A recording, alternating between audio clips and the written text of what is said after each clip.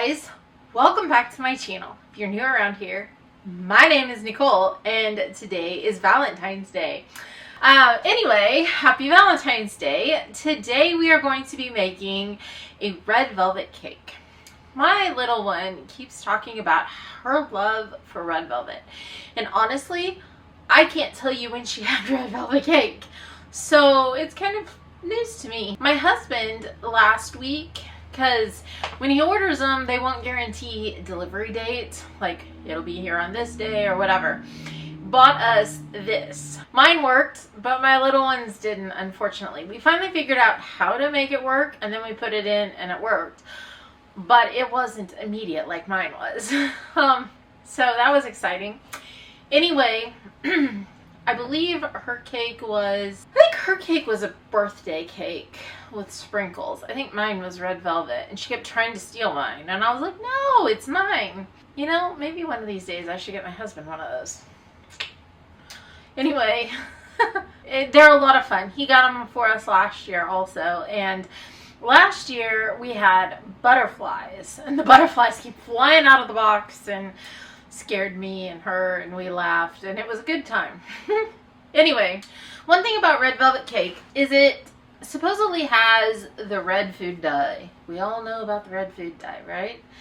Unless you're new around here, not particularly here, but red food dye has a very bad reputation. I mean, there's a number of things. If you want to know, go Google it if you don't. I thought, do I really want to put red food dye in there or not? Or how did this all go about? So apparently, when the cake was originally made, it was made here in the US, I believe. It was one of those things, cocoa powder was different. And the cocoa powder, with the reaction of the lighter the cocoa powder you can find nowadays, especially if it's natural, the better. The more realistic you will get to a red without using red food dye. The reason that it was called red velvet was obviously the red color, but also the way that the cake was made. It formed the cake layers to be kind of have this velvety, real soft texture. So anyway, that's kind of the backstory on that. If you want more information, you can find it on the internet. So I found a recipe for a no dye red velvet layer cake that I think I want to try. I want to see if it tastes the same as red velvet, because obviously red velvet, it has cocoa powder, it has distilled white vinegar, it has flour and sugar and butter or oil or both. I mean, come on, it's the same thing that goes into a regular cake, except you add the distilled vinegar and the cocoa powder. I do have light cocoa powder. They say natural, not the Dutch processed, because apparently the Dutch processed kind of takes away from that red, which I do have the natural. So we'll see. I may have just like a brown cake. I don't know. The lighter the cocoa powder, the better for getting the red color when it all goes like this. This recipe calls for cake flour. Now, not everybody has cake flour. So if you find yourself without cake flour, never fear. Measure out 1 cup of flour, remove 2 tablespoons of the all-purpose flour, and add 2 tablespoons of cornstarch in its place. And then whisk it together or sift it together. If you sift it 3 or 4 times, it incorporates that cornstarch a little bit better. But that is the way to make your own cake flour if you don't have any. If you want grams, that's 105 grams of all-purpose flour with 14 grams of cornstarch. Bam! There you go. Okay, I actually have cake flour. Look at me go. I want 2 2/3 cups. So since I don't like to mess up extra things, we're just going to use the third. Baking or cooking in my kitchen unless you're making a mess.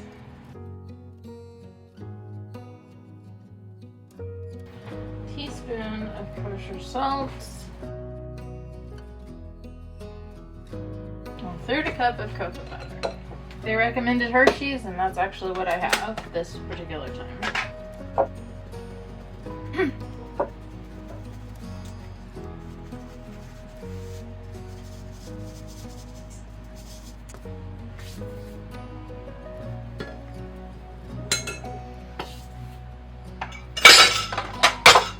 when you have a stand mixer, you, like this, the KitchenAid is what my brand is, you are not supposed to keep your tools actually on it. It's bad for it.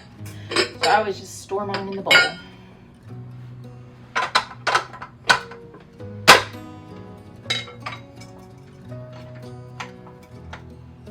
After these messages, we'll be right back.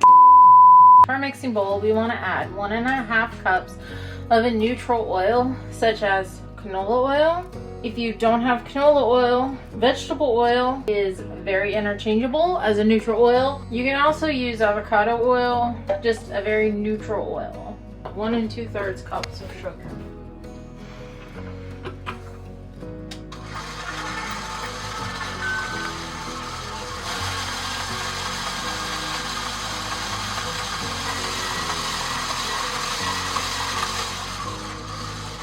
Once it's fully incorporated, it's supposed to be lighter in color, but add eggs 1 at a time. I'm walking on the dangerous side. I'm breaking it right in.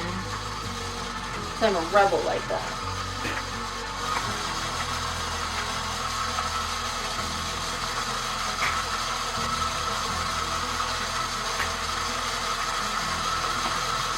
So everything is emulsified.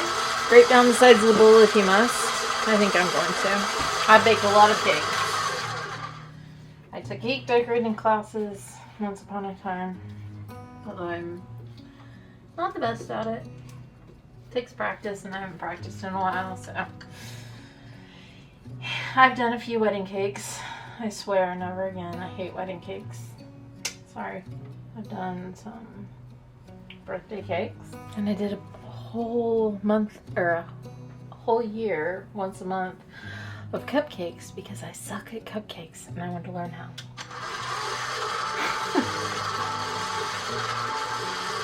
True story. We're going to add 2 teaspoons of vanilla. You can use your homemade vanilla. You can use store-bought vanilla. If you want to see a lot of controversy, go watch my video about making vanilla.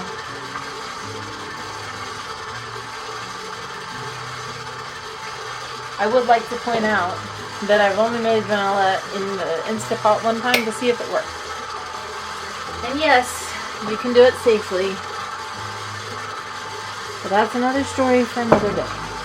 I also learned you can do vanilla in a sous vide machine. Try that one on for size.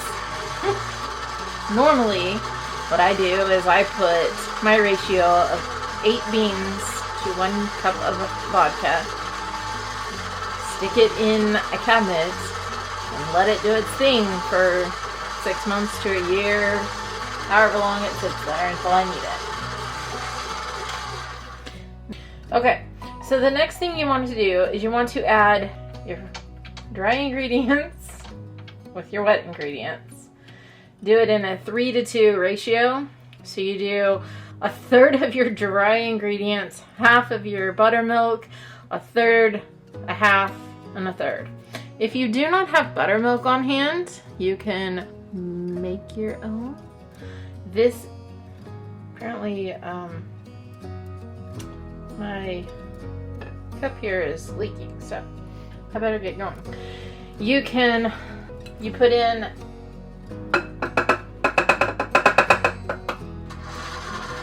to make buttermilk, you use a cup of milk minus a tablespoon. Add in a tablespoon of vinegar. Let it set for 5 minutes, and you have sour milk, as they call it, or buttermilk.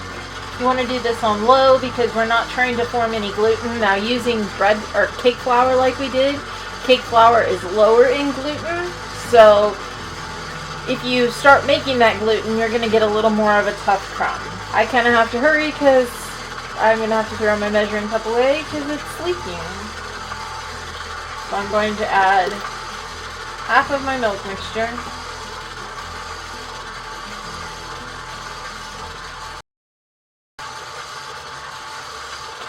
Between each addition, you want to make sure that you get everything mixed in well.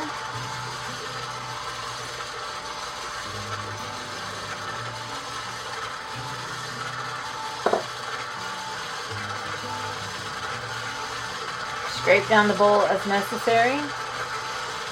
Again, I am trying to get my milk in there, so I will scrape down my bowl after this addition.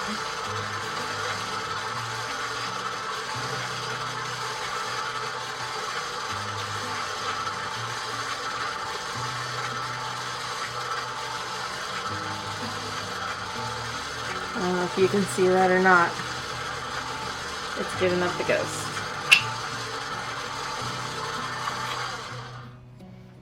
Go ahead and scrape down the bowl now before we add in our remaining third of a cup of flour. Or, yeah, third of a cup. It's not a third of a cup, it's third of the flour.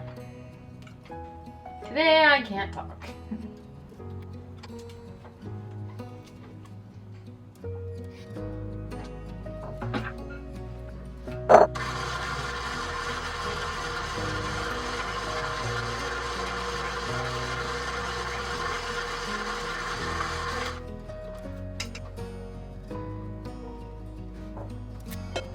Now, it says in a small bowl, but why dirty up another bowl? This is your chemical reaction for getting the red. Okay, so we want 1.5 teaspoons of baking soda with 2 teaspoons of white vinegar. It is going to bubble up.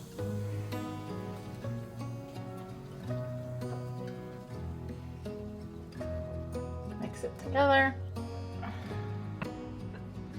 Now here is where you can add food coloring if you want. I am choosing not to, so I'm going to add 1/4 cup of water and mix this together.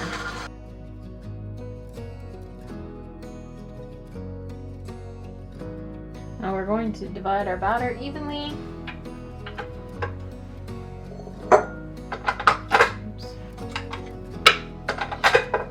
Between our prepared cake pans. I know my batter bowl, so I have a tendency to do this just to make sure that if there's anything in the bottom, it gets incorporated. And now I'm going to answer the phone. So we're going to prepare our cake pans. There is a trick where you can take this piece and you can fold it over and then fold it over and then fold it again and then put it in the center and cut and make a circle. I can't do that. I've tried many times and I am not successful. And normally I have cake rounds, but I ran out.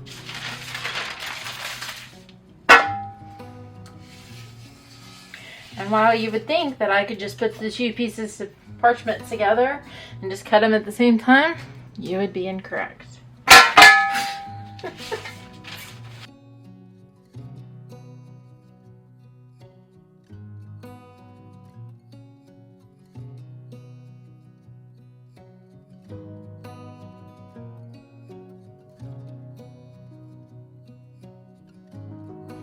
So I have 2 different kinds of pans, but both of them are 8-inch. One's a Fat Daddy-O's. It is my favorite. The other one is a Wilton. It's my second favorite. I have other kinds. Those are just the 2 that I prefer. Like I said, we're gonna put a little bit of, this is coconut oil spray, down in the bottom to hold our parchment paper down.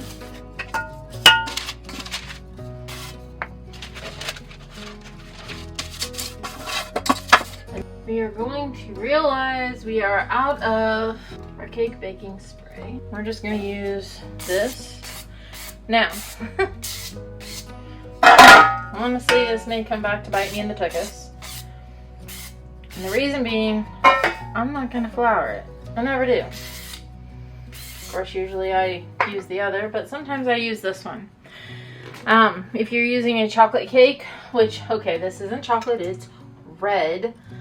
But if you're using a chocolate cake, the best way to prepare your pan is actually with cocoa powder. not flour, because when you pull the cakes out, they will be white because of the flour. Okay, I want half in one and half in the other.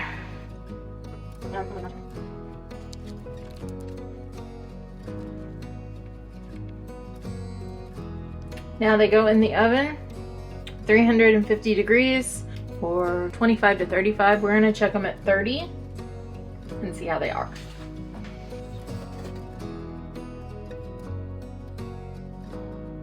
So here recently, I found a recipe on Facebook that claimed to be the original frosting paired with a red velvet cake. I'm not really sure if that's true or not. I believe it's Ermine Icing is what it's called. Ermine, E-R-M-I-N-E. Never heard of the actual name. However, I do believe that I have tried this recipe before. So I thought it'd be fun to make it this time, since we're trying a new recipe anyway. So the first thing we want to do is we want to whisk flour and milk into a saucepan. 1, 2, 3, oops, 4, and 5. So there are 4 tablespoons in a 1/4 cup. You want 5. So basically you either want 5 tablespoons or you want a 1/4 cup plus 1. Like how I did my math there. Over medium heat, we're going to add 1 cup of milk. We're going to whisk this and cook this until it is thick, kind of a pudding-like consistency.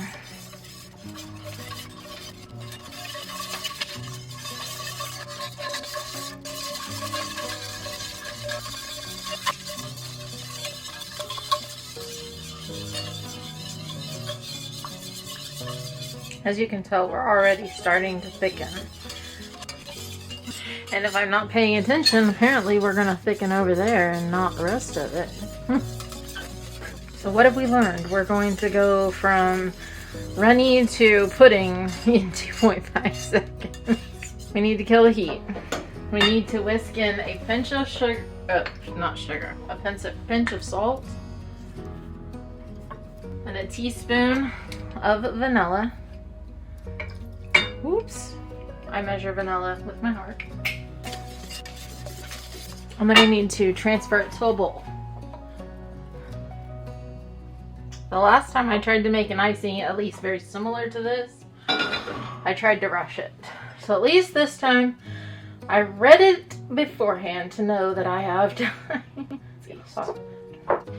Then you want to cover it with a piece of plastic so that a film does not form while it is cooling.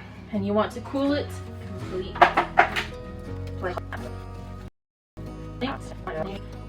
So we're going to let that sit there and cool. And we'll be back.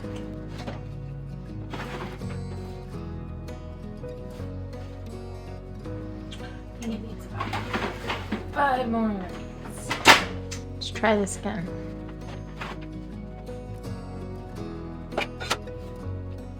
Okay, I nearly let them fully cool. Then we can continue.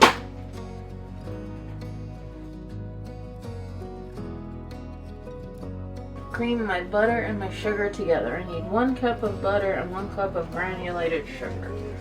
At this point, I'm going to have to do voiceover because if you were listening to the background noise, we had music going, my husband was cooking, and he and I were singing to whatever was playing on our Alexa.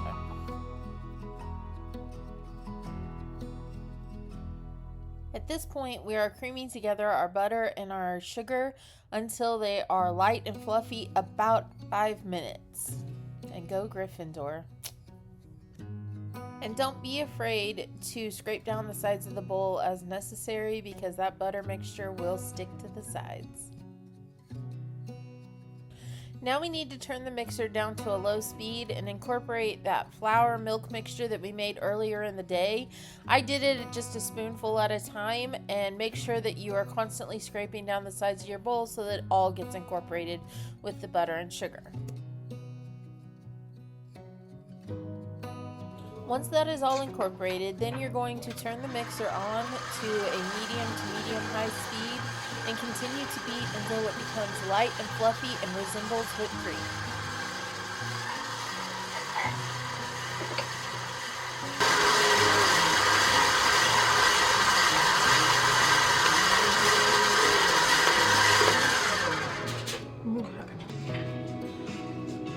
Say hello to my sourdough starter.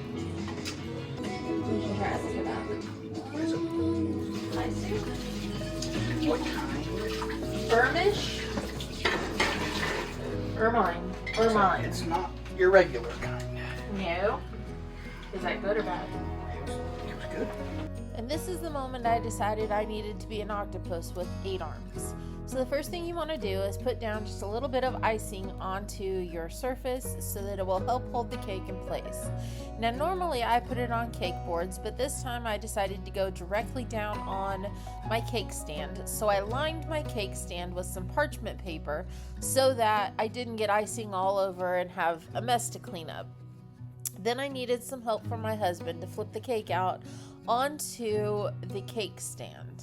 It is best to make sure that you have your cake centered on the cake stand. This is my favorite part. The top. Yeah. When you cut the top off, because then I get scraps. The next thing you want to do is take a serrated knife and just lop off the top so that you have a flat surface. Now this cake came out pretty flat and even, but then spread an even thin layer of icing on the top of the cake. That's going to be your in-between layer between the 2 layers of cake. Normally I have my cake on my turntable, but this time I did it just plain on a cake stand. Pretty red. I think it's a little brownish, but It's delicious. Now that you have an even layer of icing, the next thing to do is get the second cake prepared. I went ahead and just set it on top of the cake tin, cut the top off, and then you want to flip it over and put your crumb side down so that you can lock the crumbs into the icing and you have a nice flat surface to be able to decorate for the rest of your cake. The best and easiest way to ice a cake is to put all of your icing on top of the cake and then use an offset spatula and you push it around the top and then you start sliding it off the side. Once you have it kind of hanging off the side, then you push it down, and hopefully you had just enough icing between the layers that it's kind of poking out, so it helps fill in the gaps to make that nice straight line down the side of your cake. And then you just sit there and add more icing as necessary to just kind of push it on down the side of the cake. Then use your offset spatula and just smooth it around. Another thing you can do is you can get a glass of hot water and every so often stick your spatula into the hot water, clean it off, and go at it again, and that will help get you nice clean lines. I was kind of in a hurry this night and I wasn't going for perfection, so I just ran with it. Once you're done icing your cake, you can slowly pull out the parchment paper and then you have a nice clean cake plate. Now, I pulled my parchment just a little bit early because I decided to go back in and put a little topping on the top, so I had to be a little extra careful. You can decorate any way you want. I thought this white kind of looked a little boring, so I took some of the cake crumbs and just crumbled them up and placed them on top just to give it a little bit of extra color and extra dimension. If you had a little more forethought than I did, go ahead and do it a day early because that cake was even better the next day.